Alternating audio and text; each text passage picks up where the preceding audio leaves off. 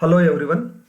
Course BSc Subject Physics Paper Semiconductor Devices Digital Electronics Laser and Fiber Optics. Subtopic Bipolar Junction Transistor Biasing, that is Q point or operating point or quiescent point, presented by Bommalingaya B, Assistant Professor, Department of Physics, Srimati Sri YER, Government First Aid College, Pavagada. Introduction to BJT biasing. Transistors are used in different kinds of circuits. These circuits are meant to serve a specific purpose. Example, the circuit may be used to increase the voltage per power level of an electrical signal. Such a circuit is called an amplifier. To use the transistor in any application, it is necessary to bias a transistor to suit for requirement.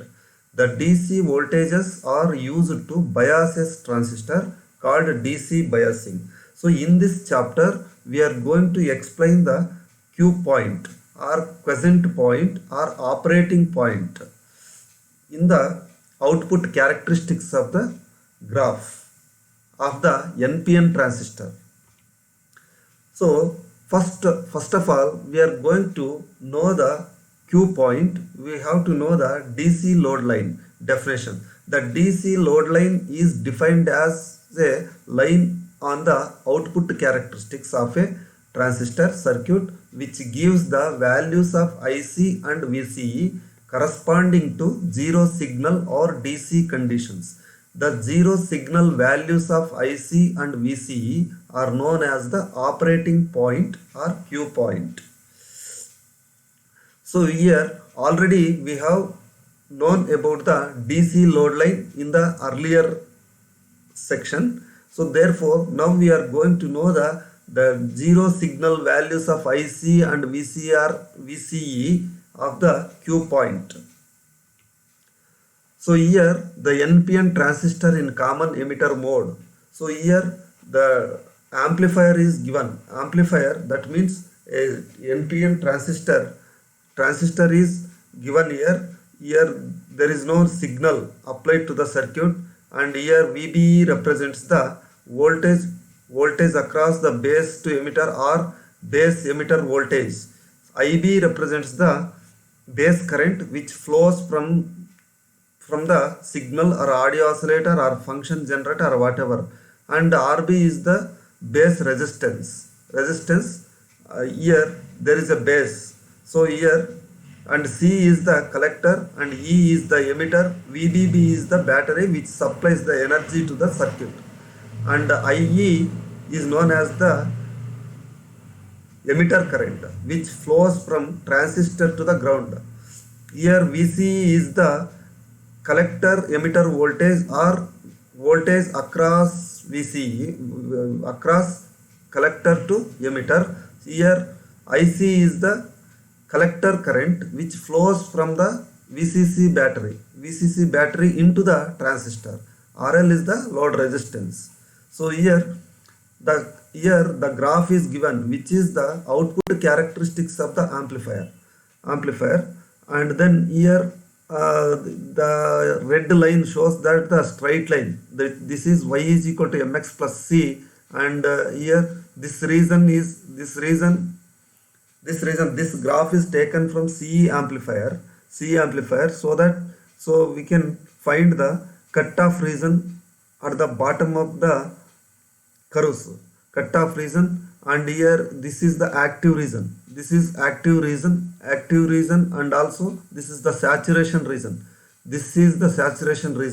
So in this graph we can find the Q point and DC load line also. So here VC is equal to half VCC. When the point VC is equal to VC equals half VCC at IC is equal to 0. So therefore we can get VC is equal to VCC, and VC is equal to 0 in the y-axis. So we get IC is equal to VCC by RL. So at point A, at point B, IC is equal to 0, VC is equal to VCC. So this is known as the load line, DC load line of the circuit, and here is the Q point. So next slide we will see how to get the Q point. The circuit CE amplifier. Here the input signal is applied to the circuit. Here C1 is the capacitor. And here also C2 is the capacitor. Which is connected to parallel to the RE, emitter resistance IE. IE is the emitter current which flows from transistor to the parallel circuit, and also RL is the load resistance. We can measure the voltage across RC, RL and IC. IC is the collector current which flows to the transistor. R1 and R2 is known as the DC biasing the voltage. To bias the voltage, we have to connect R1 and R2. At this point, we can call it as a DC biasing point. So VRL is equal to ICRL, which with this voltage can be developed across RL. So VCC is the voltage or energy can be supplied to the circuit. So this shows that the output signal, amplified output signal, can be seen in this graph. So DC biasing voltage, the dash here the Q point. At this Q point, the DC load line biasing voltage can be seen here. So VCC here is the 0 volts. So this is the complete diagram of the amplifiers, CE amplifier. So here DC load line again. So when no signal is applied to a transistor circuit, it is said to be in the quiescent condition. Figure A shows a CE amplifier in the quiescent condition. This is the figure from A. This shows the quiescent condition of the amplifier. So the collector circuit DC supply battery VCC sends the collector circuit IC through the load resistance RL, and the transistor, the voltage drop across the load is ICRL.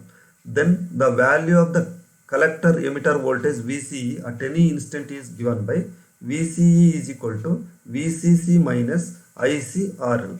That is equation number 1. So further this equation can be written like this: IC is equal to minus 1 by RL VCE plus VCC divided by RL. Here minus 1 by RL and VCC divided by RL are constants. DC load line again. If IC is plotted against VCE on the transistor, output characteristics, we get a straight line from the figure B. This line is called the DC load line because it depends on RL, and Y is equal to MX plus C. Y is equal to MX plus C represents a straight line. In the above graph, red line shows that the Y is equal to MX plus C. The slope of the line is minus 1 by RL. The intercept on the Y axis is VCC divided by RL, which both are constants. Plotting of DC load line. To draw the load line, we need 2 points of the straight line. That is, when the collector current IC is equal to 0, then collector emitter voltage VCE is from equation 1. VCE is equals VCC, because at IC is equal to 0 on the ordinance IC is equal to, on the ordinance x-axis IC is equal to 0, we get VCE is equal to VCC. Thus we get the point A at which IC is equal to 0 and VCE is equal to VCC. When collector emitter voltage VCE equals 0, then collector current from equation 2, so IC is equal to VCC by RL. That means VCE is equal to 0 on the ordinance at y-axis. So we will get IC is equal to VCC by RL from equation 2. So thus we get the point IC is equal to VCC by RL and VC is equal to 0. Joining these 2 points A and B, we get the DC load line, that is a straight line, that is known as Y is equal to MX plus C. Location of the operating point. Location of the operating point or Q point or quiescent point or silent point. So here, so this is the output characteristics of the curves. Output characteristics of the curves of the CE amplifier. Here the cutoff region is there. This is the cutoff region. Cutoff region because IB is equal to 0. IB is equal to 0 at this point. At this point, and Q is equal to at this point, and VC is equal to IC is equal to half VCC, and let us see how we will get this point. VC is equal to half VCC in another section. So this is the straight line, and this is the Q point. This is the base current. Base current is different. Base currents are there here for DC load line, and this is the active region, and this region is known as the saturation region. So location of the operating point Q. The operating point must lie on the load line. To find exactly where on this line it lies, we have to consider the base current IB, which decides the values of RB, VBB and VBE. On application of Kirchhoff's voltage law rule to the base circuit leads to get equation VBB is equal to IB RB plus VBE. That is equation number 5. The base current is given by IB is equal to VBB minus VBE divided by RB. This is known as the base current. So once the base current is known, the point where the characteristic for this base current intersects the load line gives the operating point. This point is called the quiescent operating point, quiet or silent or simply the Q point. So importance of the DC load line. So here we can find that the value of VCE corresponding to any given value of collector current IC. For example, for IC is equal to OC, VC is equal to OD as shown in the figure. When IC is equal to 0, VC is equal to VCC at B and as a maximum value.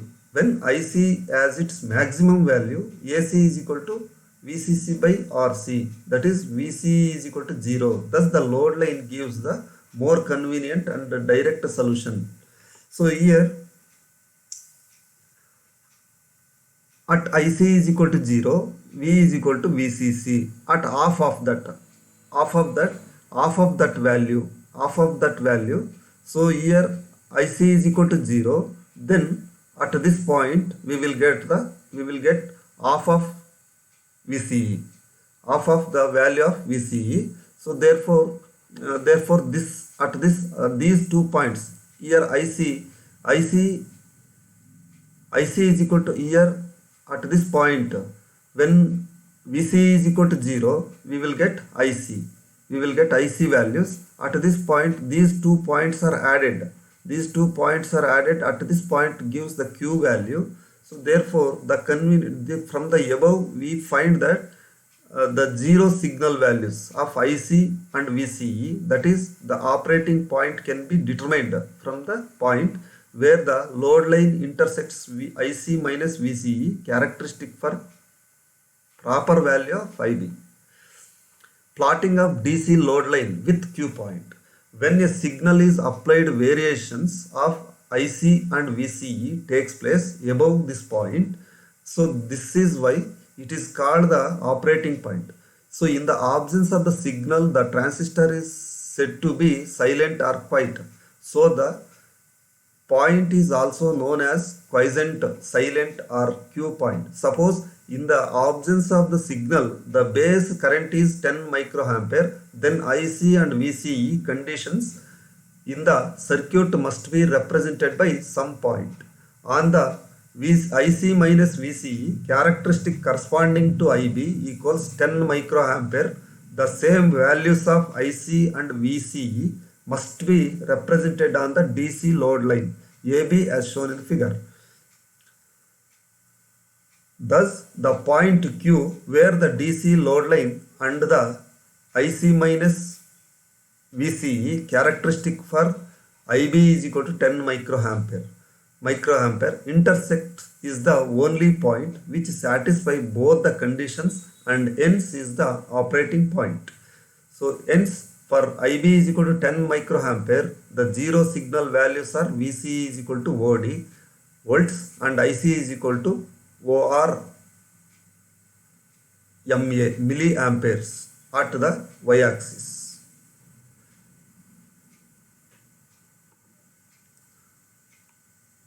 References. So these are the books through which you can study for more information. Thank you one and all.